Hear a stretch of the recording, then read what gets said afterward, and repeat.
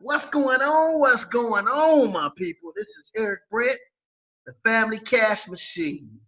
Follow the money. That's the name of this show because I realized throughout my life is when you follow the money and connect the dots with the money, you get a whole different story of what they telling you in the news. So I've coined that phrase. I am from a researching background. I love research. I love history. And I like money. So when you connect those two dots together, you find a whole different narrative. And the Family Cash Machine, again, is a group of people who are on a pursuit to learn how to create generational wealth. And it's not about money. It's not about riches. Because African Americans, we've been rich, broke, rich, broke, rich, broke.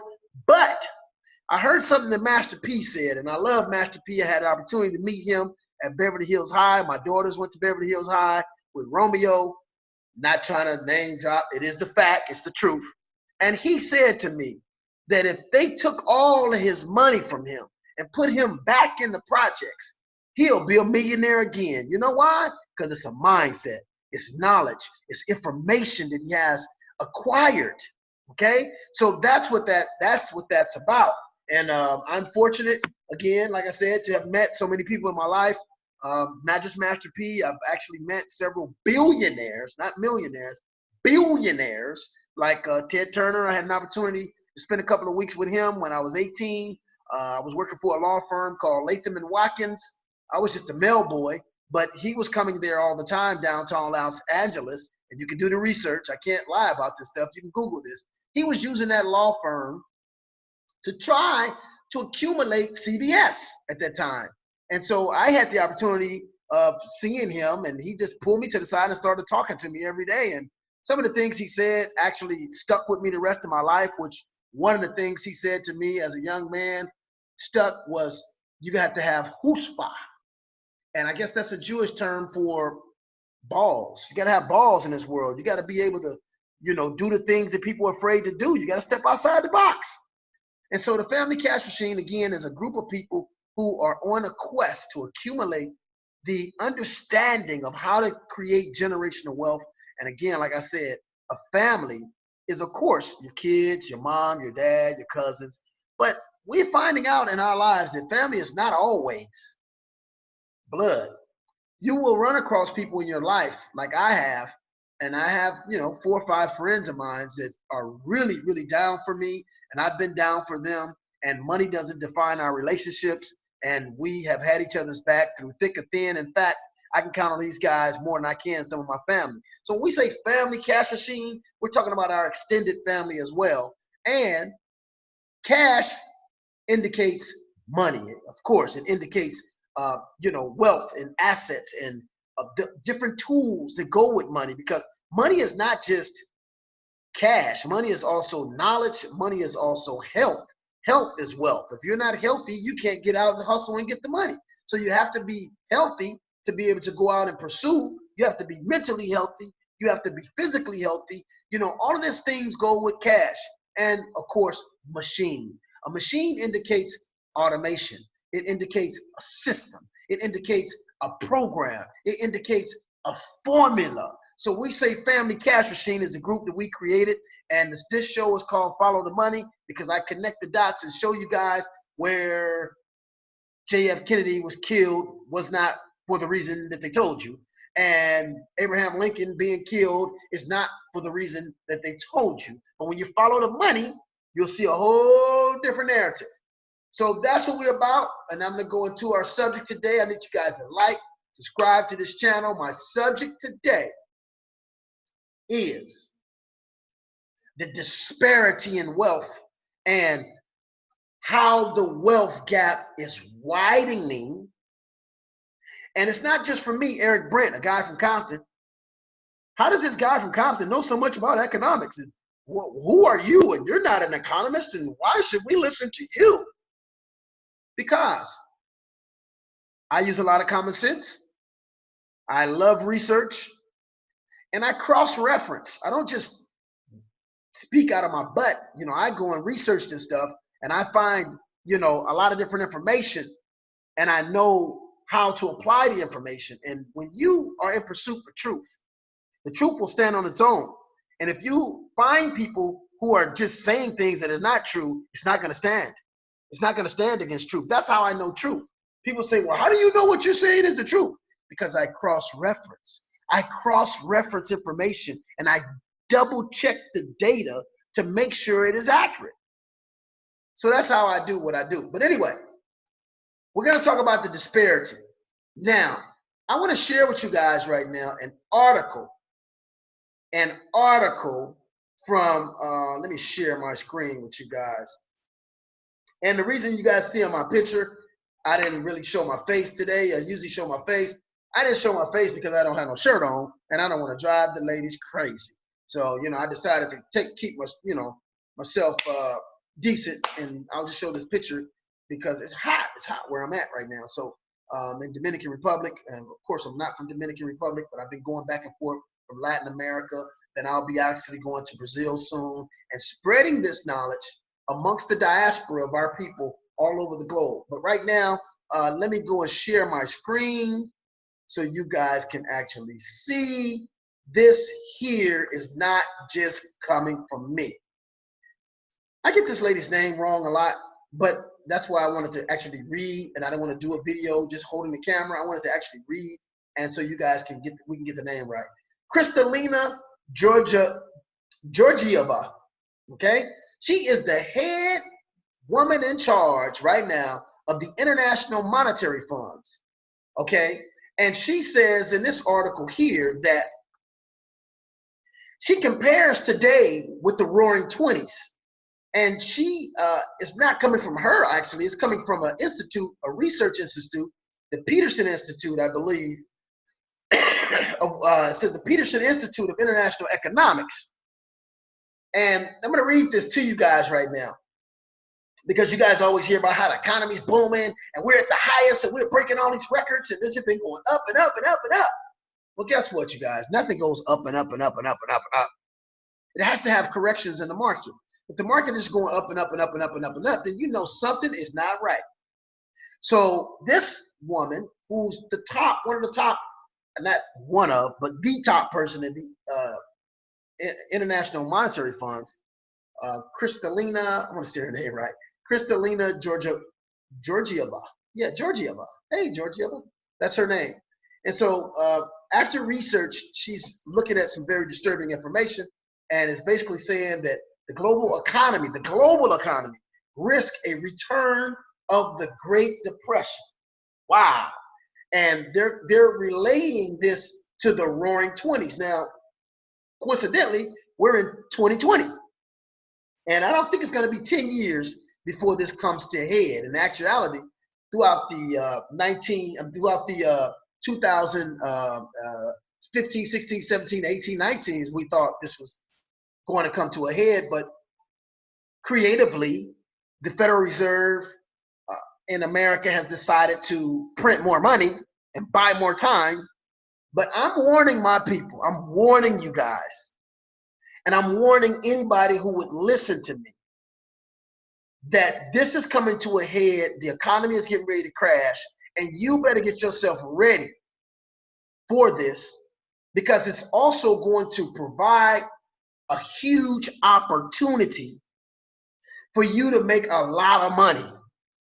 Because when things crash and there's a huge disruption, it also represents a huge opportunity for redistribution of wealth. I know what I'm talking about because all I do is study history. I'm a history geek, and my children all the time say, "Dad, you're like a gangster geek. You grew up in Compton and you got a little rough edge to you, but you love to watch Discovery and all of this History Channel and all that." I've always loved that stuff. But again, history repeats itself if we're not careful. Okay, somebody's calling me. I don't need that call. But anyway, look, here we go. That just means I'm getting a lot of calls when I do these videos. That means I'm on the right track. I'm doing the right thing at the right time. And and my intention is to stimulate the people to understand what's going on. I'm on my way to make generational wealth. My team is on its way to make generational wealth. And whoever will listen to us and follow will find themselves in a position that could catapult their family to a different position. Now, some of the things I'm going to be talking about might look a little doom and gloom, and it is doom and gloom. But again, if you understand what's happening, you can position yourself to be on the contrast of all of this stuff that's happening. Okay, let me read this article. There's a couple of articles I want to read to you from Mrs. I want to get the name right again, Kristalina Georgieva. Okay, and I don't know exactly where she's from, but she's obviously a heavyweight woman. She is the boss of the International Monetary Funds. And so I'm going to go ahead and read this article. There's two other articles I want to kind of touch on to prove my point, what I've been saying for a while to you guys. Okay, so here she is speaking at the Peterson Institute of International Economics in Washington. Kristalina Georgieva said, the International Monetary Fund's research, which compares the current economics to the roaring 20s that culminated in the great market crash of 1929, revealed that a similar trend was already on the way. So they're seeing the same trend today in the market as it was back then. And that trend, I'm going to go into it, is inequality in economics. So while the inequality gap between countries had closed in the last 2 decades, it had increased within countries, she said, singling out UK for a particular criticism. In the UK, for example, listen to this, 10% of the population controls 50% of the wealth. 10%. This situation is mirrored across much of the Organization for Economic Cooperation and Development, the OECD, where income and wealth inequality have reached or are near record highs. Wow. Okay, so in other words, the disparity between the rich and the poor is increasing at record highs. She added, in some ways, this troubling trend is reminiscent of the early part of the 20th century, when the twin forces of technology and integration led to the first Gilded Age, the Roaring 20s, and ultimately financial disaster. So basically, the Roaring 20s is, that time when everything was good, it was popping, people was making money and money and money and money, and everybody wants to join the stock market. Any stock that you bought in the early 20s was a win. Any stock that you bought in the 20s, people were winning in stocks. I mean, left and right. It's almost like you couldn't do anything wrong. And then all of a sudden in 1929, everything came to a head and the Great Depression hit. She warned that that fresh issues such as the climate emergency and increased trade protectionism meant the next 10 years were likely to be characterized by social unrest and financial volatility. Hold up, we're gonna stop right there. Right now, if you look around the world, there's social unrest everywhere happening. In France, it's been happening for the last year and a half, the yellow vest protests, and it's happening in Belgium and throughout the world. Right now, you're having a lot in Europe, a lot of social unrest in Eastern Europe. You're having a lot of social unrest in Africa and Kenya and different parts of Africa, West Africa. You're having social unrest in Chile and Venezuela and South America. There's several, India right now. There are several countries that are in social disarray because of this economic inequity. And what the research shows is there will probably be 40% of the world would be in some type of upheaval within the next 2 or 3 years behind the economic disparity and inequality in wealth. I'm not going to read too much more of this article because you get the picture of what she said. So basically, what's going on is the economic inequality is pretty similar today as it was in the Great Depression or in the Roaring 20s leading up to the Great Depression.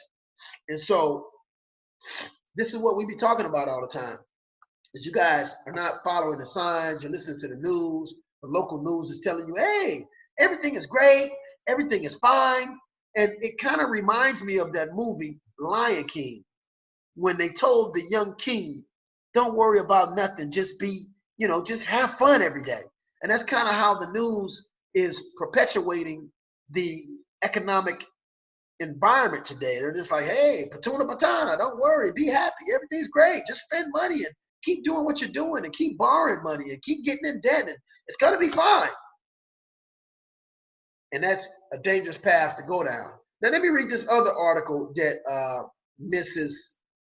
Georgia, I can't say her name, Kristalina Georgieva. And I guess it's because I don't really, my language, I'm not really using talking names like that. I'm not used to speaking these names, but I can read, of course, but it's a kind of different name than I'm used to, but it's a beautiful name. Okay, let's go. So we have another article here that I wanted to read for you guys. And this is not actually from her, but I found this in, I think the Guidance. It was the Guidance. No, it was the Guardian. The Guardian. This is a Guardian article I found, and it talks about the world's richest 2,000 people control more than poorest 4.6 billion. I don't know why they put it in that term because it kind of throws people off. Basically, what they're saying is 2,000 people in the world have more money than 4.6 billion people combined. So that's almost 2/3 of the world's population because there's about 7 billion people in the world. Now, I did a book called The Greatest Exchange of Wealth. You guys can get it right after this video. I will attach it to this video, The Greatest Exchange of Wealth in History. Okay, and in that book, let me see, what did I do here? In that book, I did the research and man, I was pretty close. I said 2,063 people, and that's probably grown since that time I've done it because there's like, a few billionaires added every day. But I did this work about a year ago, and 2,063 people in the world are billionaires. Now, that's nothing. That's not even 1%, because you have 7 billion people in the world. 10% of that is 700 million. 1% is 70 million. So we're not even talking about 1%. We're talking 2/10,000. Wow, listen, 2/10,000 of 1%. Let me say that again. 2/10,000 of 1%. That's 2,000 people that are billionaires in the world. So not even 1%, not even a 0.5%, 2/10,000th of 1%. Okay, that's what that is. They control 70, pretty much 65% of the world's wealth. That's crazy. And this is the problem in the world. This is why, and this is why we have the social inequality and the economic inequality around the world. So why am I talking about this? Because if you don't understand the problem, you guys won't be able to identify a solution. And if you identify the solutions and you position yourself to invest in that solution, you can make a whole lot of money. That's what we're talking about, this exchange of wealth that's going to happen. Okay? It's not just political. It's going to be economic as well. Now, here's a protest going on at the Davos, which is in Switzerland, where they talking, this is where all the rich people in the world meet. They said it was 2,153 people met. So again, this is a huge problem around the world, you guys. So I'm not going to go too much into that. You see that. I'm gonna read one more article that I found from Mrs. Catalina. Is it Catalina? What's her name? Oh my God, why do I keep butchering her name? Forgive me, you guys, for butchering her name, because she's obviously on point with what she's doing. And here it is in the Guardian. Kristalina. How do I forget that? Kristalina Georgieva. She calls to rethink the economic policies to better help those left behind. And this lady is basically trying to raise taxes for the rich. She said we need to raise taxes for the rich because this article, let me read some of it. She said raising income tax for the wealthy will help close the growing gap between rich and poor and can be done without harming growth, the head of the International Monetary Fund said.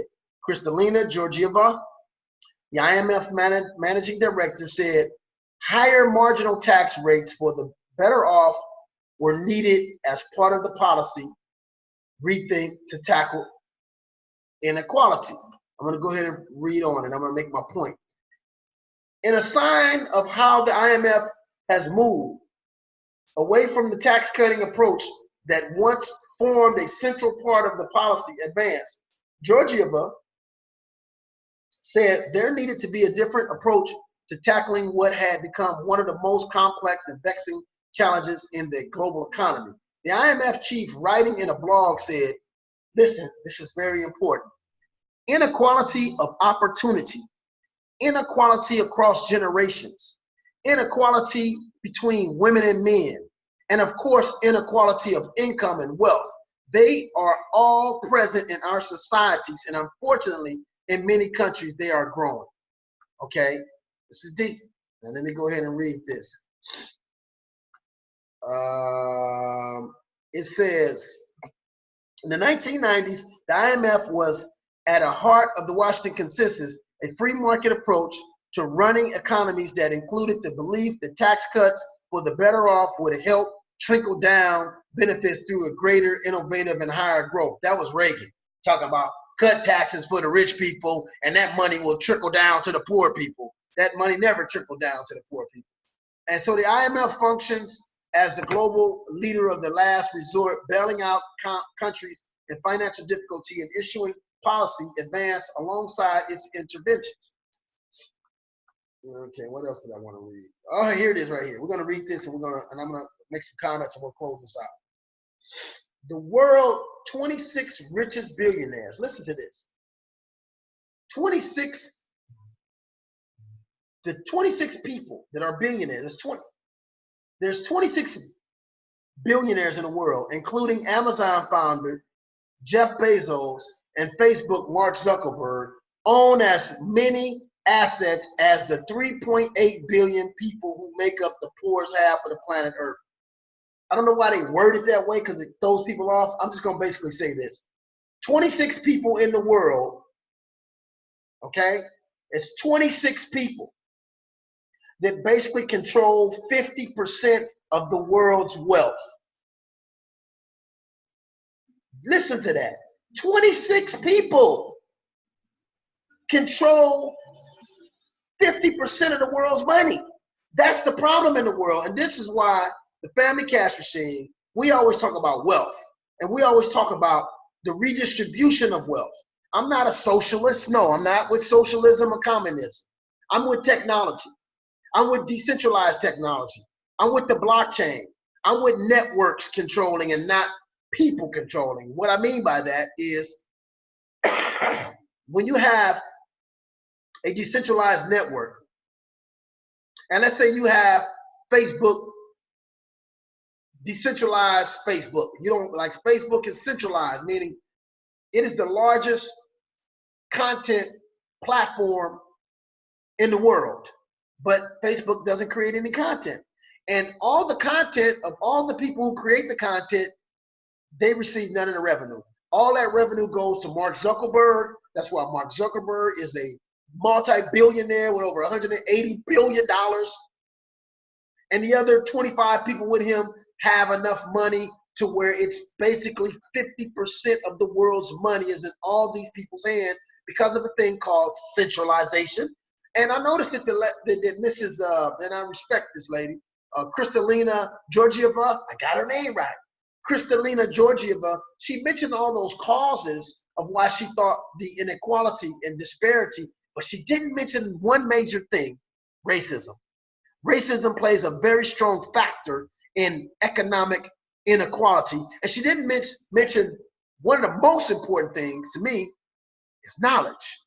It is the inability for the average people to receive the knowledge about wealth. And that's what the Family Cash Machine is about. That's what we created in the Family Cash Machine. We've created a circle to share with you about generational wealth, share with you about trust funds, family trust funds, offshore accounts, cryptocurrency, decentralization, blockchain technology, all the things that people are making a huge amount of money on today, and how to actually protect your wealth. We're giving you guys access to the information that the masses of the people don't get. And that's why I'm so happy about the movement that we're creating. But again, like I said, there's a huge economic disparity in the world, and white supremacy had a huge part of that, and regulations. And regulations and laws, and she mentioned that about laws and regulations, but those laws have been demonstrated and executed by a lot of white supremacists, because these are the guys that got the billions. So the people that, the old rule, the golden rule is the guy with the gold make the rules. So these 26 people, mainly all whites, a few Asians there, but mainly all white, these guys who get the money, they pay the congressmen to pass the laws to keep you guys from being able to compete. And so it's so hard now to get to the billionaire status or the millionaire status, because you have to jump through so many regulations and too many hoops. You got to have nepotism. You got to have, it's racism. It's also classism. It's also fraternalism. There's so many isms that you got to go through to get through to the level you need to go to. Mainly the way the systems are structured, only the rich can make real money. So it's time for a change. And decentralized technology, if you guys come into the Family Cash Machine and start learning with us, you will see how decentralized technology, blockchain technology, will disrupt this good old boy system. And that's why they don't like it, Bitcoins. That's why they don't like cryptocurrency. That's why they try to talk bad about it and keep you guys away from it, because it has actually created more millionaires in the last 10 years than any other industry, and younger than these old good old boys. And so it needs to be a shakeup. It needs to be a change right now. Things need to change, because we can't have 26 people have 50% of the money in the world. That's the problem right now. This is the problem. And this is why everybody is suffering, and it's not enough money going around, and you know, they're just printing more money to make you guys happy, but it's devaluing the currency that we have in our pockets. So with that, I'm not going to talk too much longer. You guys got enough from me today. I'm going to continue to talk to you. I'm going to continue to try to give you guys the understanding of what's going on currently in economics, because at the end of the day, no matter what religion you are, what race you are, you know, there's a lot of racial white people against black people. I get that. But they're even suffering, and they're going to be hit by this when you got 26 people in the world controlling all the money. So it's at the end of the day, it's really not about race. It's about you being a slave to governments, and you being a slave to a system, and never being able to excel and exceed to the limits that you need to go to. So that's what the Family Cash Machine is about. I need you guys to go in and grab the free ebook that I got under this video, and also take the free Phoenix course. Now, we do have paid courses as well. And once you join a paid course, now you are in position to receive income and share the revenue from the value that you're helping to create. A total different system than what Facebook is, which is a centralized system with a centralized server that not only gets all the money, but they get all the data from you guys, and they sell your data to other companies. And that's not what the Family Cash Sheet is about. We're about blockchain technology. We're about decentralization. And like I said, we're about educating the people and empowering the people. So if this company grows to $1 billion company, there'll be several thousands of people sharing that $1 billion. And it's enough money for several thousand people to be millionaires. How about that? So that's how we're doing it with Family Cash Machine. Go ahead, like and subscribe to my channel. Sign up for the free courses. Sign up for the free Phoenix class. Take the free ebook. Eventually go ahead and pay for a class. So now, as more people are signing up for our classes, you're getting a piece of that revenue. So with that, I'm going to go ahead and sign out. This is Eric Brent, Family Cash Machine. Peace.